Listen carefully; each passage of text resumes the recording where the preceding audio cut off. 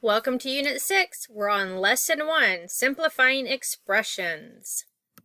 Our target statement states, today I will analyze expressions so I can apply distributive property, then identify and combine like terms. I'll know I have it when I can create a simplified expression. So pretty straightforward there. Also, what I'd like you to know is how math expressions can lead to careers. An accountant is a great example of a career that uses expressions or mathematical expressions in their job. Now, just so you know, McLennan Community College has 3 different types of programs, I believe. The certificate, 2-year, and a 4-year degree programs. There is a link right here to learn more about that, the programs, and they also help place you after you certify in the accounting field, either with a certificate or a degree program.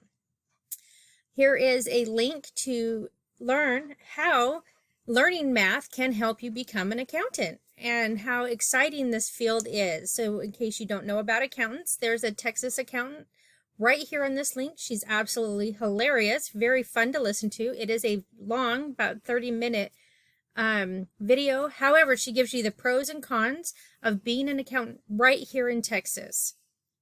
She also lets you know kind of the job outlook. It says good here, but she also talks about how she doesn't hurt trying to find a job. So the job security within accounting seems to be very good.